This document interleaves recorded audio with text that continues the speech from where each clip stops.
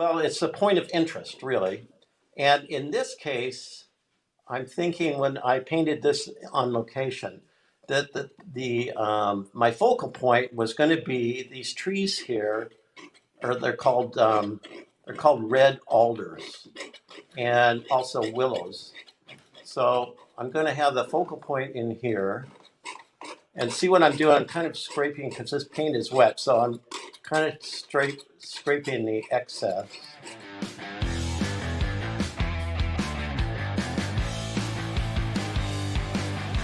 You are about to meet a true American hero. And we're going to tell all about that. There's so many aspects to this artist's life. You're going to be blown away when you hear about him. Please welcome Davis Perkins. Davis, hello. Hello, everybody. Welcome. What are you doing down there? Oh, you're trying to get your gloves on. Yes, exactly. I must be sweaty. I must be nervous. So they keep tearing. So, well, no need to be nervous. There's only going to be, tens of thousands of people watching this. Okay, well, welcome here, everybody. Really, welcome here. What are you going to do today, Davis? I'm going to do a simulated plein air painting, which I've done up in Northern California. It's called the Marble Wilderness area, and I often go up there. And you know what I want to concentrate on today is painting clouds. A lot of artists, as we know, are intimidated by painting clouds. And also, like you gave that wonderful podcast yesterday with Cynthia Rosen, but I'm going to demonstrate, I want to show people how I use a palette knife working on the foliage in the foreground. So that's what we're doing today. As I say, a lot of artists are intimidated by painting clouds and fog, and I hope that this will enable you to give you, relieve some of that apprehension. All right. Well, we'll be back, and I'll tell you what, we're going to talk about this right now because I know once you set up your easel, you're not going to be able to see your face. So I don't want to embarrass you, Davis, but I have to tell people a little bit about you, and I hope this is okay. First off, Davis holds an very official role with Streamline Publishing in that he is a professional paramedic. And we always ask him to come to the plein air convention to be our official paramedic. And when we were in Santa Fe, now, of course, he gets to attend the convention. But when we were in Santa Fe, we had so many people who had altitude sickness that he was treating or helping. He didn't get to see almost any of the convention. So he's truly a true American hero. But that's just part of it. So Davis has spent his life being a true hero. Let me just tell you some of these things, and maybe we'll ask you to comment on them. Davis is a smoke jumper. That means that he jumps out of airplanes to fight forest fires. He went to Africa to help people in the Ebola outbreak. He was in the Iraq War. He was in Ethiopia for the what was it? The pandemic there? No, that was Liberia with the Ebola. The Ebola. I'm sorry. Yeah. No, I was in Greece. Do you remember when all the refugees, just thousands of refugees were coming across? So I was with a medical teams, numerous medical teams, treating the refugees coming across from the Aegean. So, yeah, so tell us about smoke jumping. Smoke jumping had such an impact on my life. I was a paratrooper in the Army. And when I got out of the Army, I wanted to attend college and study painting. And so I was at the University of Oregon. And I needed a summer job. And it just so happened the Forest Service, I was lucky enough, they hired me to train as a smoke jumper. And smoke jumpers, real quickly, you parachute into remote forest fires. These are mostly caused by lightning. And your equipment is dropped to you separately once you get on the ground. And then you take your chainsaws and your hand tools, and you basically try to cut a fire line around these small fires unless they get big. So a lot of times you would be out there and you'd stop a fire. These are in remote areas, mostly in Alaska, also throughout the Pacific Northwest. And I would have time to sketch. There would be often hours or days before a helicopter would come and pick you up. So I'd have lots of time to sketch the landscape and do that. So it's also how I got involved in the medical aspect too. I became part of, we had a rescue aspect to it. We would parachute in with trauma supplies to people on the ground that were hurt and extricate them that. And so I jumped for 13 years, Wow. seasonal, like 4 months of the year, and studied painting during the winter at the University of Oregon. So, and then I got out and became a regular firefighter, and then they sent me to paramedic school. So that's how that all happened. And you had an exhibit at the Smithsonian. How many artists? No artist that I've had on this show has ever had an exhibit at the Smithsonian. Wow. How'd that Well, happen? thanks, Eric.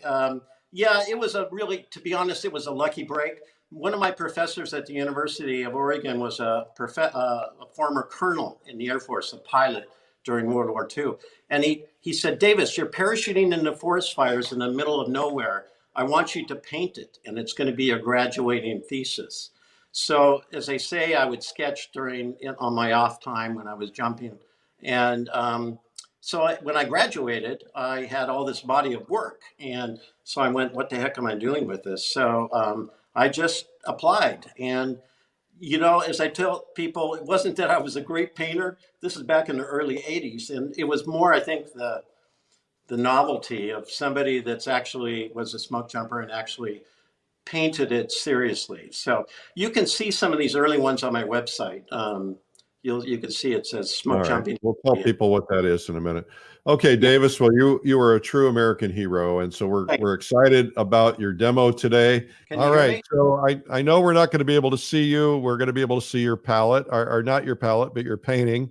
So All right. tell us what you got going on here. I'm going to let you take over from this point forward. Okay. Before I forget, would you tell Dave Santiago hello for me? He's such a great guy. Yes, he is a great guy, and I will absolutely if I see him Thank you. before he leaves And for the listen, airport. and Eric, before I forget, I got to thank my friend Patty here, Patty OG, and she's helped set all this up. We're working. My studio here is called the Artworks Downtown, and it's the old Gordon Opera House. It was built in the 1897, I think. Anyway, And where is downtown? What city are you in? it's San Rafael, which is in Marin County, which is just north of San Francisco, about 20 minutes. So I'm going to dive right in here, Eric. As I mentioned earlier when you gave the introduction, I think a lot of painters out there, a lot of plein air painters, are going to be are intimidated by painting clouds. And over the years, I've kind of developed a system that works for me. And I'm going to actually let me show you real quick. I just did this quick study yesterday, and this is what I'm going to demonstrate. These clouds here, and also the use of a palette knife here in the foreground. So basically, I'm going to play with this area, and this is what I want people to hopefully have some fun with and maybe learn something. So what I do, and I'll talk briefly about the process for me anyway, of plein air painting. When I go outside, I, you know, you find a location, that you want, and Eric, I have a tendency, which is a bad tendency, to get excited. I set up and just dive right in, and that's not a good thing. Something I've had to fight against, and so like the great painter Paul Crater is a friend of mine. A lot of people know him. He actually will make thumbnail sketches of his work before, and it shows in his paintings because they're beautiful, beautifully composed. But for me, I don't have that patience. So um, but I guess what I'm saying is I want to, when I get on location, I try to stop and I try to you know, be aware of how I'm feeling, how this beautiful landscape is impacting me. I'm taking in the features, like where the wind is coming, and the values in the landscape. And Robert Henri, as we all know, a lot of us know, taught at the Art Students League, and he talked about the responsibility of being an artist, which is actually, is actually true. As artists, we are kind of in a unique, I think everybody will agree with this, we're kind of in a unique position, um, that we see beauty and we try to express it and we try to show the world beauty. Now, along with that sense of responsibility comes, it's kind of what you talked about yesterday, Eric, with Cynthia Rosen, and that's the idea of having fun, to play with this, and that is a critical thing to do, and so it's a nice balance, and you're not going to screw things up. You're going to learn from everything. So let me explain what's going on here. Last night, can you hear me okay, Eric? Maybe you can't. I had my mic muted. Yes, I can hear Okay, you fine. great. You're doing great. So let me explain what I'm doing here. So last night, I just blocked this in, and what I want to demonstrate is how I create clouds and fog and try to make an interesting composition. And the thing I think that's intimidating to a lot of artists, especially landscape artists working outside, is that the clouds are fleeting, right? Your mountains are stationary, your tree line is stationary, but the clouds are constantly moving. And so I think that's intimidating to a lot of people. And maybe this method, and there's no name for it, I just kind of call it wiping out, helps me to um, develop my composition and just really have fun. And also, it's like Randy Sexton was talking about the energy behind your motion, um, and if you do that, if you get free with that, I think it transmits into like the feeling of movement. So okay, so now what I do, I use my Viva. I use Viva. They're called, what are they called? I'm trying to think of the name. It's called Paper no, towel. yeah, no, it's a signature. Yeah, it is a paper towel, but it's called Signature Cloth, and they're a little pricey, but oops. But for this, it's ideal. It's almost like cloth. Have you ever heard of it, Eric? The Viva towels? I've heard a lot of artists using Viva. I Okay, hadn't heard of that particular one. Well, obviously, they're yeah, very they are, strong towels because they're knocking your and painting off. as I say, they're pretty pricey. But and I'm probably shooting myself in the foot because they're kind of hard to find, and now Yeah, everybody will go out and get them. especially nowadays. Yeah, well, you can probably order them online. I use the blue paper towels, the automotive towels, because they don't leave lint. Oh, okay, yeah, yeah. So getting back, so right now you can see what's happening. Now I'm taking it right back to the canvas here. Now I'm not painting. I'm basically just composing. I'm working basically just designing the painting, and I'm starting to think, and I'll be putting paint over that, of course. Um, but what's fun about this process is, you just start to think about what, and you're starting to see what's happening with these clouds. You know, what's the prevailing wind? How fast are they moving? And so you'll now you'll be painting over those. Everybody understand that? So this is just basically still working on really a composition and the design. And let me get this locked down here better.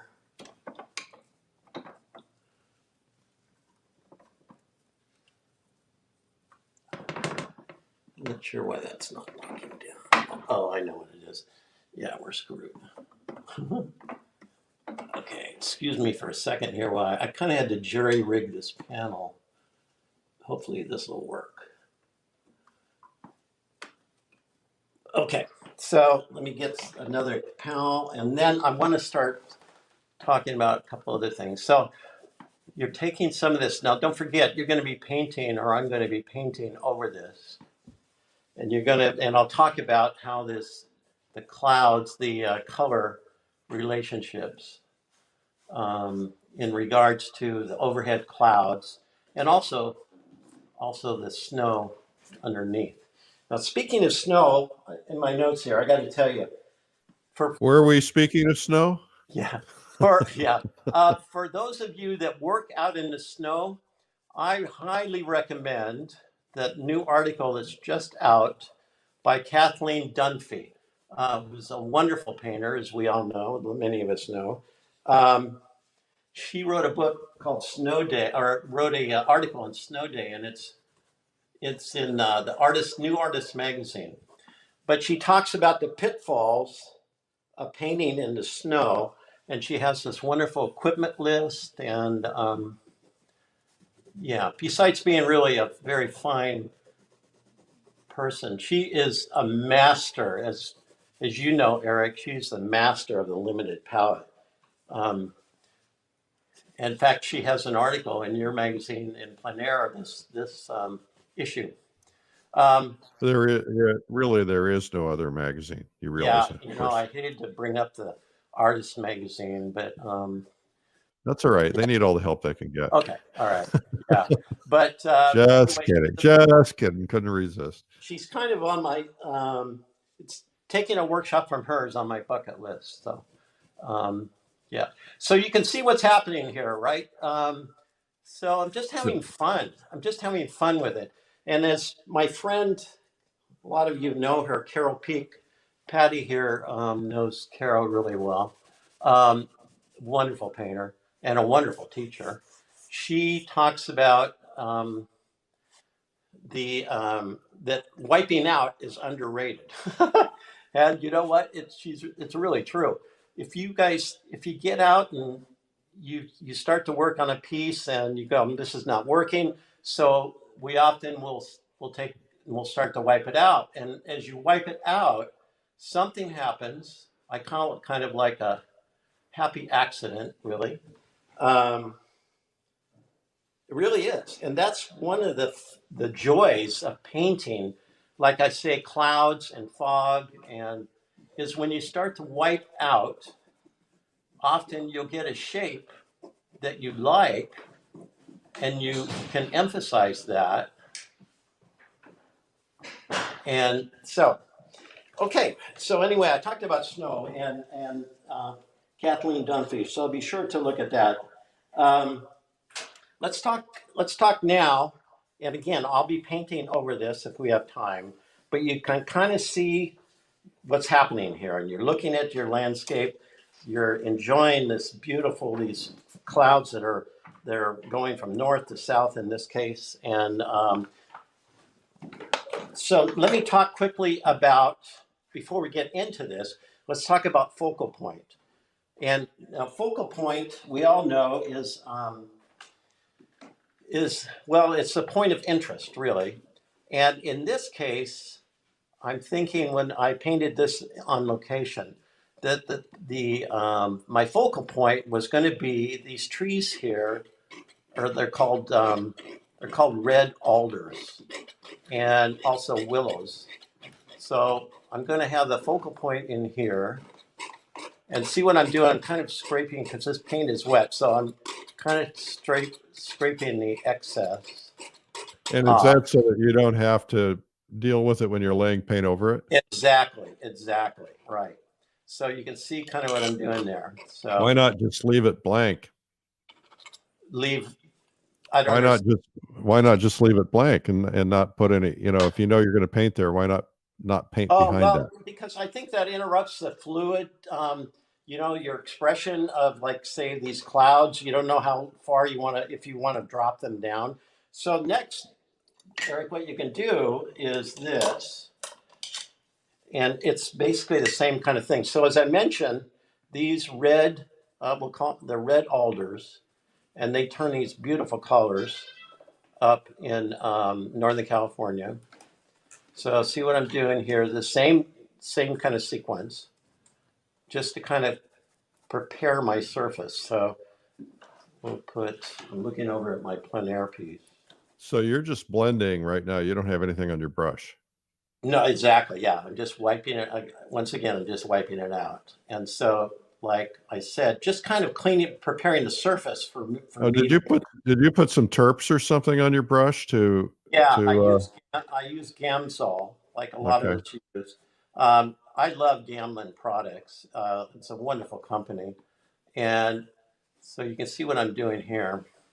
Just kind of preparing the surface. God, this thing, excuse me, this keeps unlocking here. I have that same problem with my easel. Yeah,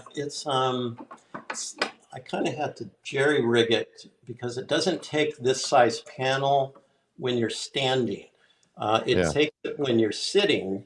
yeah. So you can see I used some stretcher bars down here because I knew I was going to be standing to give this demo. So it's really hard for me to lock that Well, down. maybe some people will put their ideas in the comments on how they overcome this.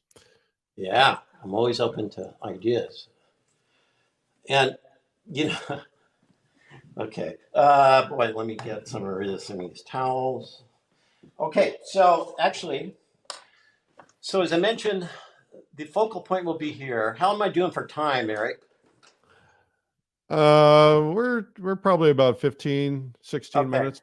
I better get cracking then here. I better quit babbling. And so, remember yesterday, God, it was a great. It was with Cynthia Rose. She was talking about palette knife. So, as we know, when we're out, we're really limited for time, aren't we? So, joy of the palette knife is quickly adding, quickly laying down color, and defining what you're going to do. Now you can go back. You can go back and Don't swear on this program. yeah, actually, Eric, my neighbor There is a yesterday. fine that will occur. The internet police will fine us. Listen to this. My neighbor yesterday, he knew I was doing this, and he goes, "Whatever you do, Davis, don't swear." Yeah, really. So the one of the people, Elaine Miller, says use Velcro. I never thought of that. That's a great idea. Yeah, oh yeah, yeah, yeah. It is a good idea. So you can we're kind of roughing this in, obviously, but you can see what we're doing here. Um, and one thing, you've got puddles of paint, and I should talk about that. I hate that term, and I don't know about you guys, but kind of puddles of paint reminds me of what a dog leaves on the kitchen floor. But anyway, so I've got puddles of paint to define, these back here. So I'm pulling this down. Boy, I'm really racing along here, Eric, but you get some ideas.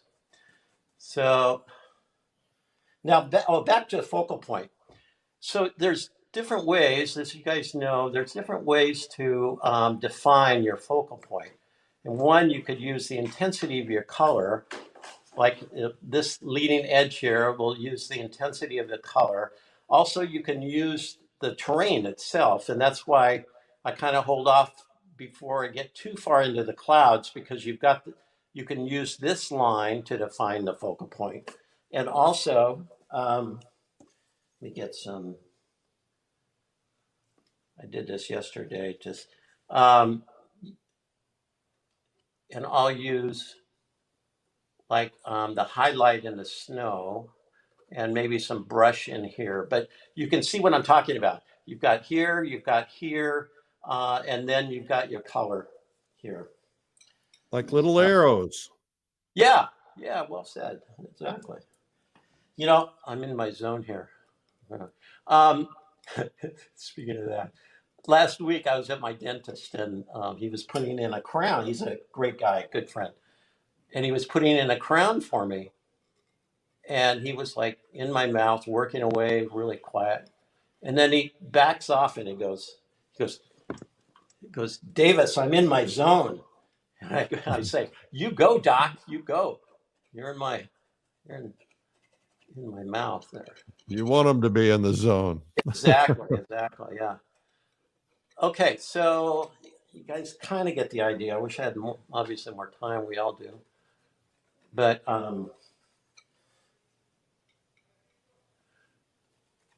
hey, speaking, I got to say this, Eric. I just got into, we were talking about Paul Kratzer, the great painter.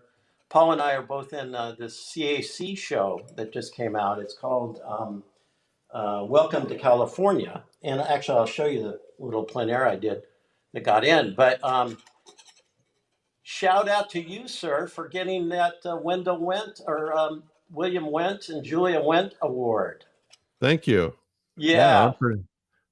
what a All I great had to do is show up on the internet every day for 267 days, and all of a sudden people are giving me awards. I don't know. It was very nice of them, though.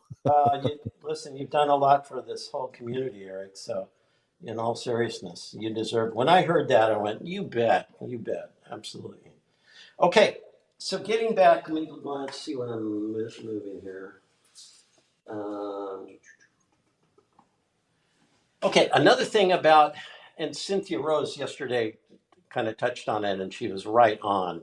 Is what I love about a palette knife is, remember where I said the phrase puddles of paint, which I hate. Yeah. I can't come up with a better thing. But one phrase that I absolutely love, and that is called implied detail. And implied detail, you can get that with your palette knife. Um, so here's your trunks of your trees. Again, these are red alders. How come they're yellow? Yeah, yeah. They kind Is of that turn. Indian yellow? What's that? Is that Indian yellow? No, it's in Naples, and actually, no, it's a little bit in Naples. But I found a new color that I love, and it's a Sinalia, and it's Yellow Lake. Have you ever heard of it? No, I haven't. They have a great Wonderful. color called Chinese yellow, which is fabulous. Now, you say that again. They have a great color called Chinese yellow, which is fabulous. You know, I've seen that. I've seen that. I'm lucky here, Eric. There's a great art supply store right down the street. Um, so it's called Riley's, and it's wonderful. Yeah. So these are willows that are coming in here, and there's now here. Boy, I wish I had more time. And you guys can kind of see what I'm doing here, but Davis, quit complaining and start painting, okay? got it. Yes, sir. Absolutely, absolutely. So I'm going to go back into the clouds here, but you get this tree line here. Now, if I was doing this plein air, I would do it probably smaller. I like 8 by 10 just because you know it's easier to work with. But you can kind of see what I'm doing here. So remember when I talked about implied detail with a palette knife, and it's very spontaneous, and I love it. And also, you can't control it, so you can you can get these indications of detail.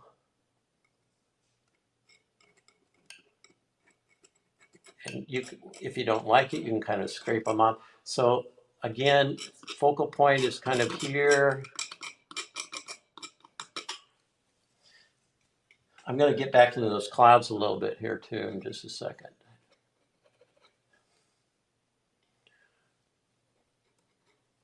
This is the Marble Wilderness area. I think I mentioned that. And I jumped a lot of fires back in there up in Northern California. It's about 200,000 acres, and they get some horrendous fires going back there. These caused by lightning.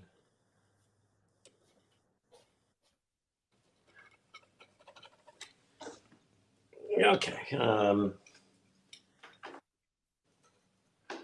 Patty here has got her little dog Augie laying on my couch here in the background.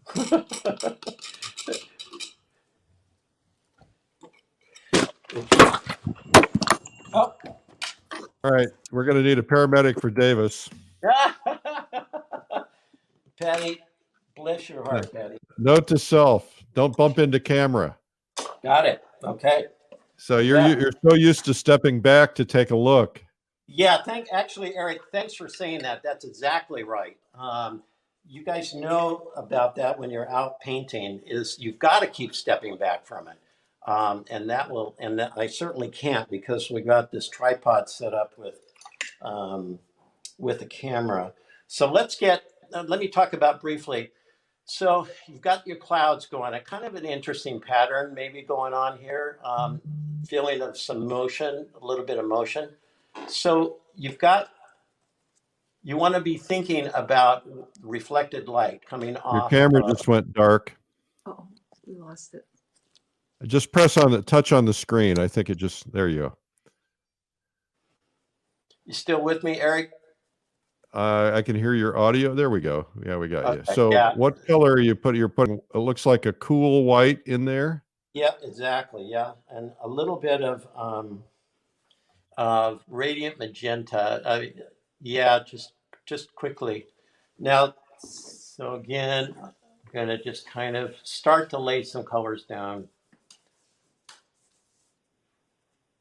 And so let's say your composition, let's say that you like what's going on here, but this is kind of boring. So let's try something really fun. Let's pull some fog up into here, or You're just kind of blocking your brush. We can't really see. Okay. There we go. Yeah.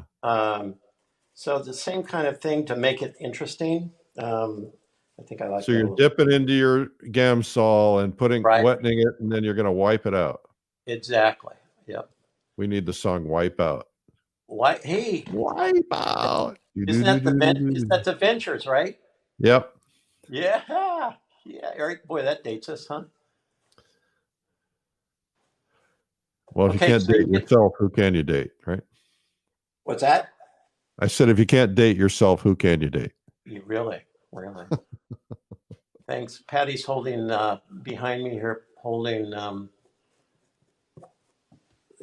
the tripod with the camera. Well, you guys are starting to get the idea. I wish I had more time, but obviously we all do.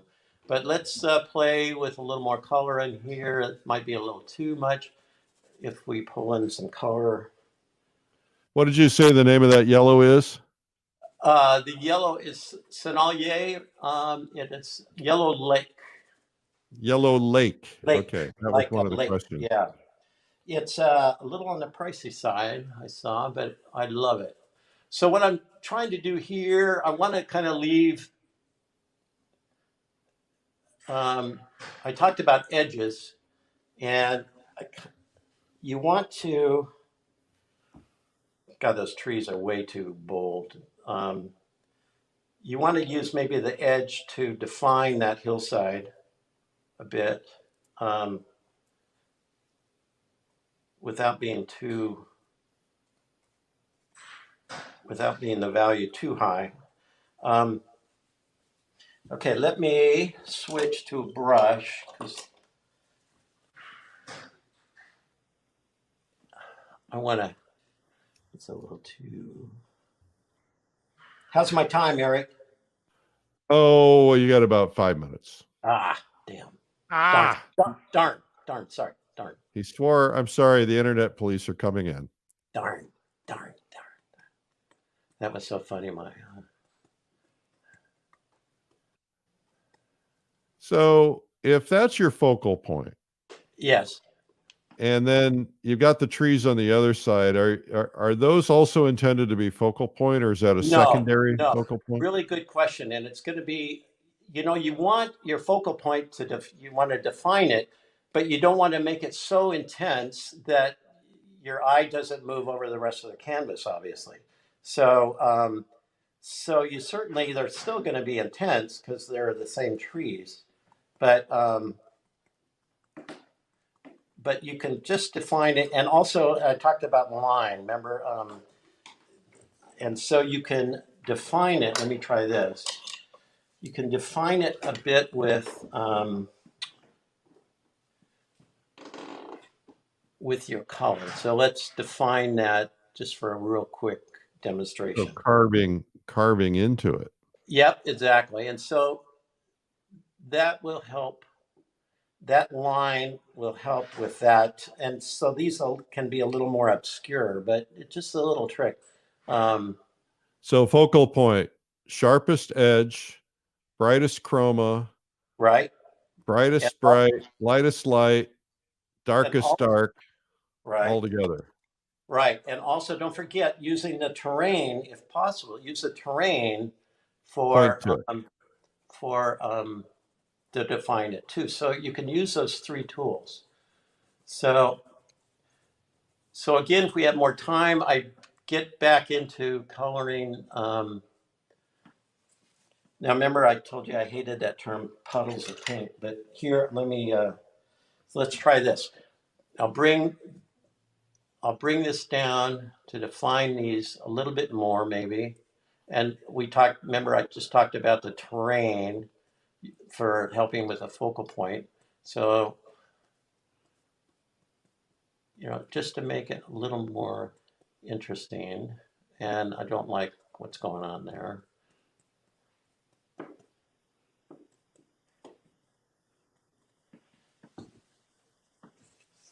So I do not like this shape.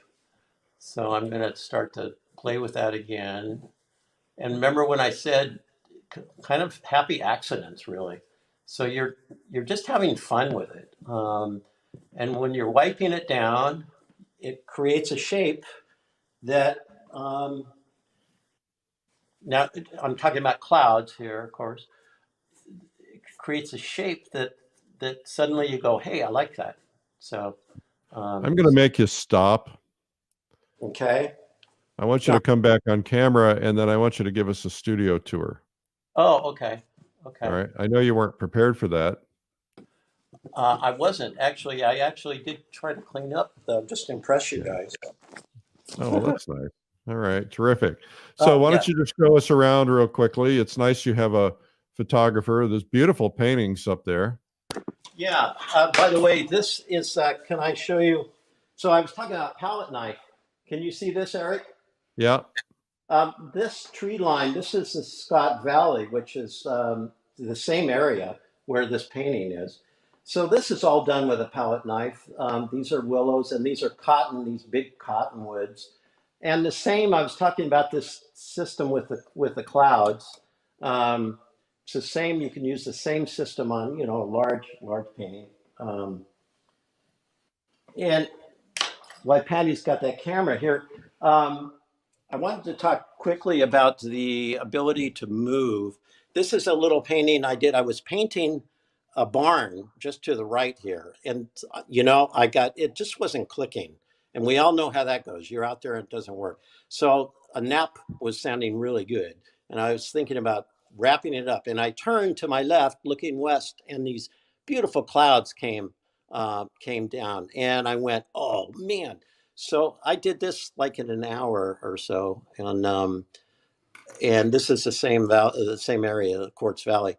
But this got into the CAC show, Welcome to California, which I was kind of surprised. It's just a little sketch, but I guess what I'm saying is to be spontaneous. You get these aha moments where and we all know what that is. You're out there and you're driving around and Patty's moving around. Yeah, I'm going to put it back on the tripod. Okay, thanks. Is this good, Eric? Yes. So just show us around. Oh, okay. Do you want to walk around? Yeah, show us your studio. Yeah, okay. Upstairs, I've got kind of my area for illustration area. I got my old smoke jumper helmet up there, my fire helmets. These are some of this is Alaska painting here. These are a couple, these are my more recent. These are just from up in Northern California. This is Lassen Creek. This is Bernie Falls. And yeah, and so sometimes sometimes, and you guys understand this, sometimes I'll just leave a painting as it is when just you're done and you just leave it alone. It's fresh, says something, but it could be developed more. But this was a case of Bernie Falls. I just left it. It worked really well, I thought, and was fun. Beautiful area up there. So these are more my plein air pieces. Patty's walking around here. We should show Augie. Augie's. We're dog friendly here, Eric. This is I'll show my dogs if you show your dogs. Yeah. So there we go. Good, good. Augie, come here, Augie. Augie. Augie. Augie's blind. Oh, yeah. Hi, Augie. Want a treat? Well, speaking of treats, I got treats over here, Eric. So yeah, and all the dogs come. Yeah. Well, David, we're kind of out of time now. I'm so sorry. Patty was giving me this motion, so yeah. Yeah, she must be from the TV industry. Well, this was fabulous. I think round of applause and thumbs up and hearts for Davis Perkins. Davis, you are a superstar. You are a true American hero, and we are honored to be able to feature you today. And thank you. I want to thank you publicly for all the help you've given us at the Plein Air Convention over the years and all the people that you've helped. And you were pretty busy in Santa Fe. I was. And thanks for inviting me back. I'm on the faculty. So you are honored to be a part of it. And listen, hats off to Allie too. She was great helping us set all up. She is the best. Yep, she is. Hi, Allie. She's probably not watching. She's busy getting tomorrow scheduled. Did you see my article that you guys published a couple of years ago? Oh, nice. Wow. That's cool. Yeah. Have you ever seen that? No, I've never seen that done. That's nice. Yeah. And it's about, I can't remember the company that did it, but they came online and said, do you want to have this done? And I went, hey, why not? It was. Oh, you mean they approached you after the article came out? Yeah, they did. Wow. We didn't even know about that. That's cool. Yeah. All right. Well, I should get all my articles done, except I don't have enough wall space. Yeah, I know what you mean. Yeah. Well, it's a beautiful studio. Davis, thank you so much. My pleasure, Eric. So good to talk with you. Thanks and for inviting me. Merry Christmas. And come back in once you finish up that painting and put it in the comments section, will you? Okay, I'll do that. All right. Yeah. Thank you.